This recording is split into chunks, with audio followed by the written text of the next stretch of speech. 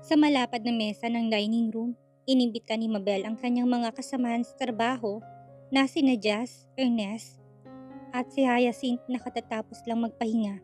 Isa-isa niya hinainan ng kape ang tatlo bago siya naupo sa bakanting dining chair katabi si Ernest. Sa totoo lang ay kinakabahan si Mabel.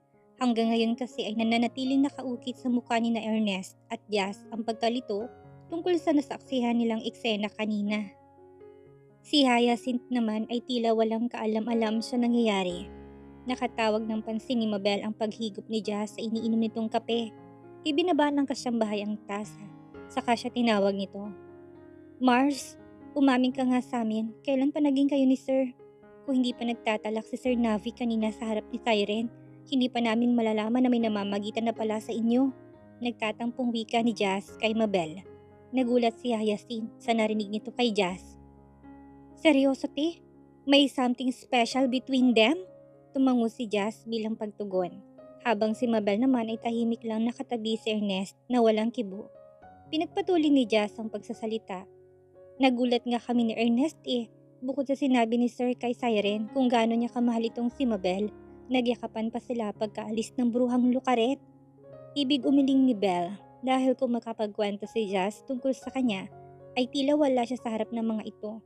Subalit mas inunahan siya ng kabagay yung pinagsuspetsahan na siya ng kaibigan. Aminadong hindi niya napaghandaan ito pero wala na siyang magagawa. Kailangan niyang aminin ni Mabel sa kanila kung sino siya sa buhay ni Navi. Hiling niya matanggap pa siya ng mga ito sa oras na malaman nila kung anong klase siyang babae noon. Napayuko si Belle at huminga ng malalim upang itabuoy ang nararamdamang nerbiyos. Hindi lumaon ni nagangat siya ng tingin at matapang na nagsalita. Huwag sana kayong magugulat sa sasabihin ko, panimula niya. Ang totoo niyan, hindi ako basta katulong lang sa buhay ni Navi. Ako ang dati niyang asawa. Natutup ng dalawang kasambahay ang kanilang bibig pagkasabi niya ng mga katagang iyon. Lumipat ang tingin ni Mabel kay Ernest. Nakatitig lamang sa kanyang binata at parang binuhusan ng malamig na tubig sa natuklasang revelasyon. Nanatili ring tahimik sina Jazz at Hyacinth, ngunit mababasa sa mukha ng dalawang babae ang magkahalong gulat at pagkadismaya sapagkat inilihim ni Belle sa kanyang pagkatao. Pasensya na kayo kung hindi ko kaagad sinabi sa inyong totoo. Natatakot kasi ako na kapag nalaman niyo kung anong klaseng babae ako noon, magbagong pakikitungo niyo sa akin at basta niyo na lang akong talikuran. Aniya. Sakalang napansin ni Mabel na tumutulo na pala ang kanyang mga luha. Hindi niya inasahang aabutan siya ni Ernest ng malinis na panyo. Kinuha niya yun at nagpasalamat. Isa ka ring lukarit no? Ano ka ba naman? Ganun bang tingin mo sa amin ni Hyacinth? Tanggap ka namin kahit na ano pang nakaraan mo. Wala yun sa amin. Ang importante yung ikaw ngayon, pabalang na sagot ni Jazz. Bagay na hindi inasahan ni Belle na maririnig niya mula sa kaibigan. Sumang-ayon si Hyacinth. Tama si Ate Jazz, wala namang problema sa amin kung aminin mong ex-husband mo. Si Sir, no secrets untold sa magkakaibigan no? At saka, mas pipiliin pa naming intindihin ka kaysa husgahan. Kaya huwag kang nega dyan. What friends are for, right? Masiglang sabi ng kasambahay na umantig sa puso ni Mabel. Nakuha pang tumango ni Mabel bago muling isinubsob ang sarili sa panyo na galing kay Ernest. Maraming salamat sa inyo. Tunay nga kayong mga kaibigan ko. Sabay na lumapit sina Jazz at Hyacinth kay Mabel at ikinulong siya sa bisig ng mga to. Ninakaw nilang sandaling iyon upang pahupain ang luhang tuloy-tuloy na rumaragasa mula sa mga mata nila. Matapos noon ay muling bumalik sa kanilang mga upuan sina Jazz at Hyacinth. Kapansin-pansin naman ang pagiging tahimik ni Ernest kanina pa. Magmula kasi nung umuwi ito ay hindi nila narinig ang lalaki na nagsalita. Inalog niyang isang balikat na lalaki. Bakit ang tahimik mo, Ernest? Okay ka lang? Usisa ni Mabel saka lamang natauhan si Ernest. Yeah, I'm good. Hindi lang ako makapaniwala sa mga nalaman ko ngayong araw. Sa halos 2 taon kong pagtatrabaho kay Navi, wala siyang nabanggit sa akin tungkol sa'yo. Kailan naman hindi sumagi sa isip ko na ikaw ang babaeng pinakasalan niya noon. Mas kami ni Hyacinth, wala ring idea noong una. Ang alam lang namin may asawa siya dati pero annulled na sila. Komento naman ni Jazz. Belle smiled bitterly as she replied. Hindi nakataka-taka kung bakit pinili ni Navi na itago ang pagkakakilanlan ko. Sa laki ba naman ang kasalanan ko sa kanya? Kahit na sinong lalaki, hindi gustong ipagmalaki ang isang babaeng tulad ko. Bakit nga pala kayo naghiwalay ni Sir? Kay Jazz nanggaling ang tanong na yon. Oo nga, segunda ni Hyacinth. Spill the tea na Ate Mabel. I want to know. Bumagsak ang balikat ni Mabel dahil sa sunod-sunod na katanungang binabato sa kanya ng dalawang kasambahay. Hay, total nagkakalinisan na dito. Wala nang saysay pa kung itatago niyang totoong nangyari noon. She folded her hands together. May nagawa ko malaking pagkakamali na naging dahilan para kamuhian ako ni Navi. Isang gabi, umalis ako ng bahay at pumunta sa isang bar na hindi niya alam. May nakilala akong lalaki. Dinala niya ako sa hotel at may nangyari sa aming dalawa. Eventually, nalaman niyo ni Navi at nagdesisyon siyang hiwalayan ako. A few months later, he sent the annulment papers. Mabigat man sa loob ko'y nagdesisyon ako na pirmahan yon bilang pagtanggap sa konsekwensya na nagawa kong kasalanan sa kanya. Silence erupted in every corner of the room upon sharing the most painful battle she'd ever had. Hindi may pintang mukha ng tatlo sa kanyang mga ibinahagi. Hindi namin alam na ganun palang nangyari sa inyo. Nakakalungkot nang na ganun ang kinahantungan ng pagsasama niyo ni Sir. Pasensya na't naitanong ko pang tungkol doon. Ani Jazz na may pagsisisi. Ngumiti ng mapait si Mabel at sumagot.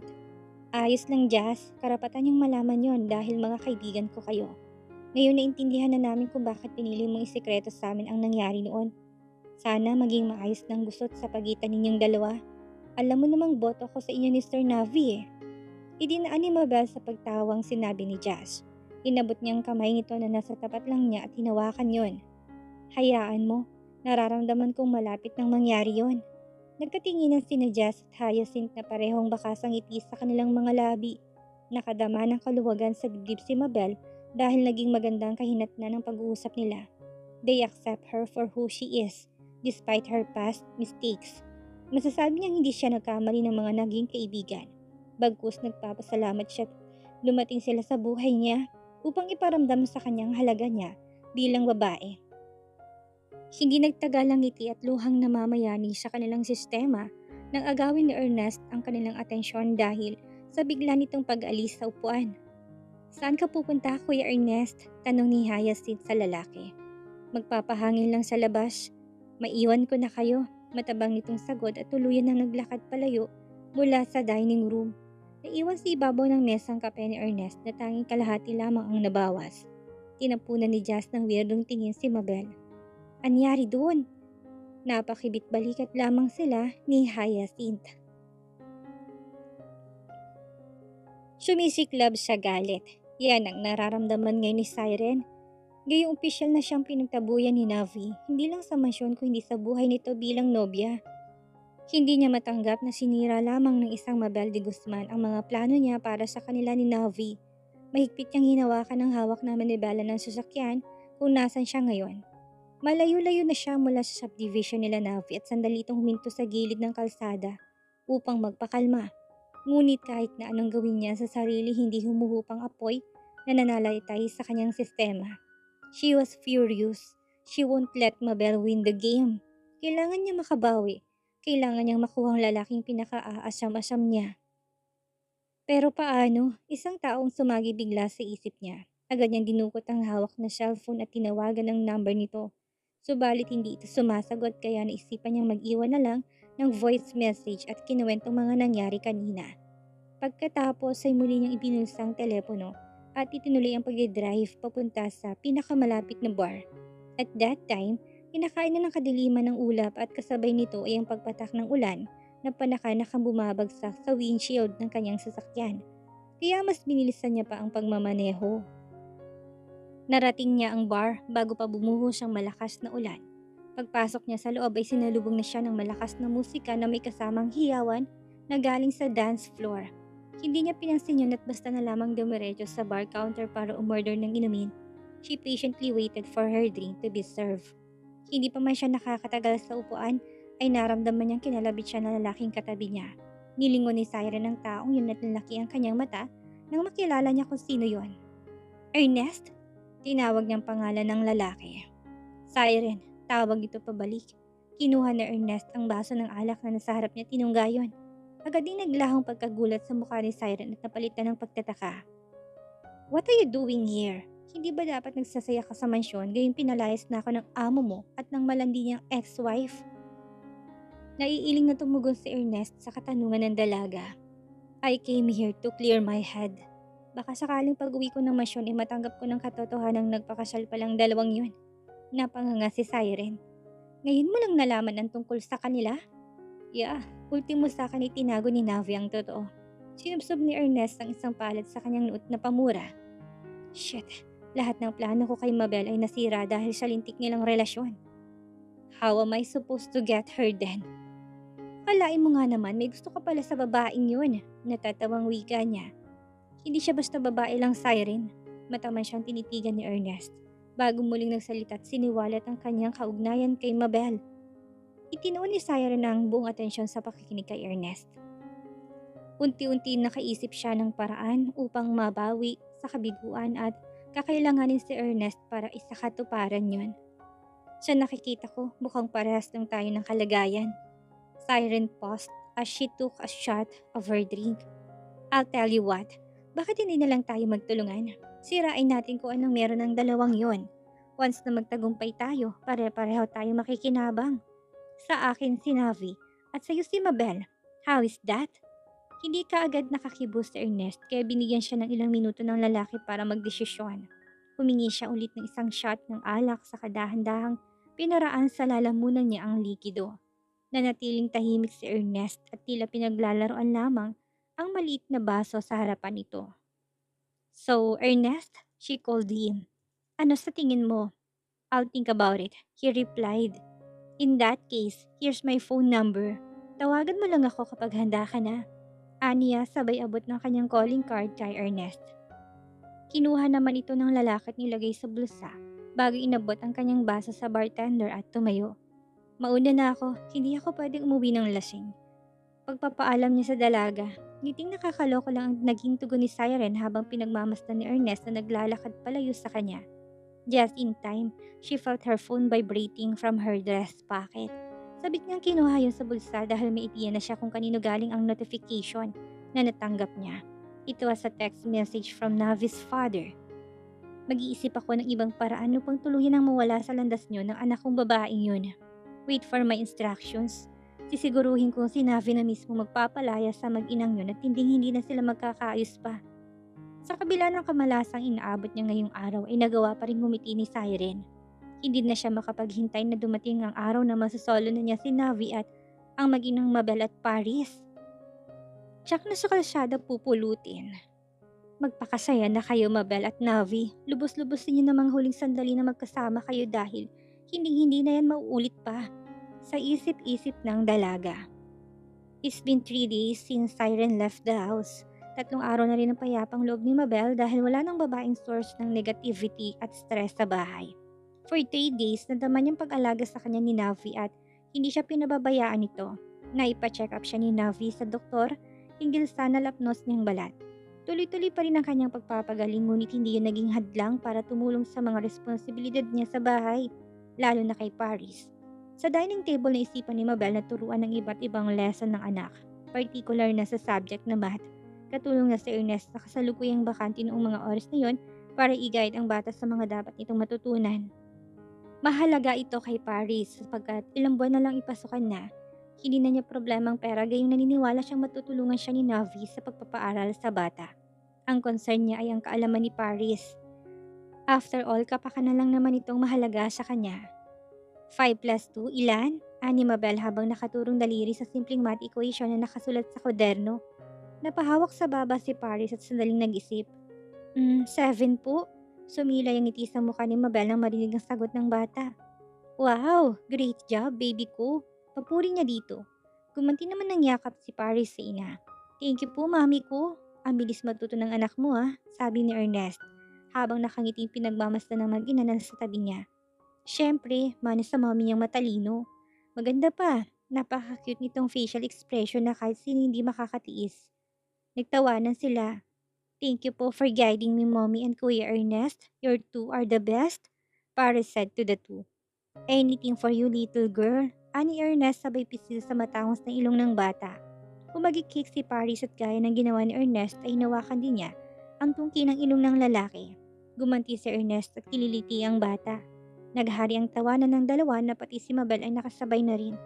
As a matter of fact, itong unang beses na nagkaroon ng quality time ang dalawa. Kinagagalak ni Mabel na makita sa Ernest na may concern sa kanyang anak, gayong hindi naman sila magkadugo nito. Tuloy-tuloy na nagkakasiyahan ng tatlo nang biglang may magsalita malapit sa kanila. Having funny, bumungad ni Navi sa mga to. He was standing on the wall nearby with his arms crossed. Frowning, Ernest left her seat upon seeing Navi. Boss, kanina ka pa ba dyan? Hindi kumibo si Navi. Sa katanungan ni Ernest at inapunan lamang niya ang bodyguard ng matalim na tingin na kagad namang iniwasan ng lalaki. Umakbang palapit si Navi sa kanila tuminto mismo sa harap ng mesa na kinaupuan ngayon ni Ernest at ng mag-ina. Samantalang napansin ni Mabel na bihis si Navi kaya tinanong niya ito. Bakit yata nakapanlakad ka ngayon? Gabi na, saan ang punta mo? Basta, mamaya nyo na yan ituloy. May pupuntahan tayo, pabalang nasagot ni Navi. Ernest, go to the garage and prepare the car. No. Can you spare me with another driver? Medyo masama kasing pakiramdam ko ngayon. Nanghihinang pakiusap ni Ernest sa amo. Nagpakita ng pag-aalala si Mabel. Umalis siya sa upuan upang hawakan ng noo ng kaibigan. Wala ka namang lagnat, Ernest. Mukhang kailangan mo lang ng pahinga. Ano sa tingin mo, Navi? Tumawa ng pagak si Navi sa paraan ng pang-insulto at hindi naniniwala sa ikinikilos ni Ernest. He can share laugh with the two of you. Just now and then suddenly, he acted very sick just because I asked him to drive. Oh, come on. Navi placed his hand on top of Ernest's shoulder as he continued. Kilala kita, Ernest. Alam ko kung nagsasabi ka ng totoo o gumagawa ka lang ng palusot. Kaya wag mo akong bin-bullshit. Naintindihan mo? I understand, sir. I'm sorry. Nakayukong wika ni Ernest at hindi malamang rason ay bumaba ang tingin ni Mabel sa kalawang kamay ng lalaki. Dito kinabahan si Belle dahil nakayukom ang isang palad nito at nanginginig na tila pinipigilan ng sarili na gumawa ng agresibong bagay laban kay Navi. Ibig niyang pumagitna pero sinakluban na kaagad siya ng takot kaya wala siyang nagawa kung hindi manahimik. Ibinaba ni Navi ang kamay na nasa balikat ni Ernest. Mag-usap tayo mamaya pagbalik. Sa ngayon, ihanda mo na muna yung service car at pagmaneho mo na kaming tatlo. Hindi kumibo si Ernest at lumabas na pupunta sa garahe. Just in time, bumukas ang pinto ng kusina at niluwa noon si Jazz. Bitbit ang isang malaking basket. Sir, ready na po yung hapunan ninyong tatlo. Naglagay na rin ako ng drinks at mga prutas sa loob gaya po ng bilin nyo. Wika ng kasambahay. Navi took the basket and said, Good, thank you. Paalis na sana si Jazz nang naisipan ni Navi na tawagin ang atensyon nito. Nga pala Jazz, pakikuha nga yung tent sa bodega at ilagay mo sa likod ng sasakyan. Baka makalimutan. Okay sir, no problem. Ani Jazz bago pa nito lampasan si Mabel. Nakuha pa ni Jazz na kurutin siya sa kabilang braso. I-enjoy niyong gabi, Mars. Good luck. Pahabol pa nitong sabi na dumagdag sa kanyang iniisip. Mabel gave Navi a questionable look. Where exactly are we going, Navi? Malalaman mo rin mamaya. Navi glanced at his watch. Wala na tayong oras. Gumayak na kayo. Hihintayin ko na lang kayo sa labas. Okay, sagot ni Mabel habang si Navi naman ay tumalikod at naglakad palayo. Bihis na tayo anak, paalala ni Mabel sa anak. Yes, mami ko. Tumayo na si Paris bitbit ang kwaderno at lapis, magkasamang naglakad ng mag-ina pabalik sa kanilang silid para makapaghanda na. Habang busy sa pagpili ng kanilang sasuotin, hindi mawala sa isip ni Mabel ang isang katanungan. As far as she can remember, Ernest and Navi used to be very good friends pero bakit ilang nagibang pakikitungo nila sa isa't isa na para bang may namuong tampuhan sa pagitan ng dalawa. 30 minutos nang tumatakbo ang kanilang service car papunta sa destinasyon na hanggang ngayon ay palaisipan kay Mabel kung saan. Ibig man niya kulitin si Navi subalit baka mainis lang sa kanyang lalaki. Sana po maganda yung place na pupuntahan natin, Mommy. Pabulong na sabi ni Paris sa ina. I'm sure it is. Magtiwala lang tayo kay Sir Navi, okay? The girl replied with a nod. Dinikit naman ni Belle ang sarili sa anak at hinayaang yakapin siya nito. After minutes of silence, biglang nagsalita si Navi. We're here. Huminto ang kotse sa entrance ng Cassiopeia Campgrounds, isa sa mga dinarayong campsite sa lungsod at kilala bilang perfect spot for stargazing. Naunang lumabas ng kotse si Navi at sinundan naman yun ni Ernest na siyang nagbukas ng pinto sa mag-ina. At pagbaba ni Mabel, kumunot ang kanyang noo at nagtaka. Bakit sila lang ang naroon? Well, baka may kinalaban si Navi dito. Marahil kinausap ni Navi ang may-ari ng lugar upang ipa-reserve ang campsite nang sa ganon ay ma-enjoy nilang gabing ito nang walang umaali-aligid na media at fans. Follow me, Navi instructed. Sumunod sila kay Navi paakyat sa kapatagan na paglalatagan nila ng tent habang si Ernest ay nagpaiwan para kunin ang kanilang mga gamit mula sa sakyan. Nang makakyat sila doon ay sumampal sa kanila ang makapigil hiningang ganda ng lugar. Nagliliwanag ang kalangitan dahil sa milyong-milyong mga bituing kumikislap sa kalawakan. Idagdag din ang ganda ng silhouette ng mga puno na nagbibigay ng sariwang hangin na nalalanghap nila.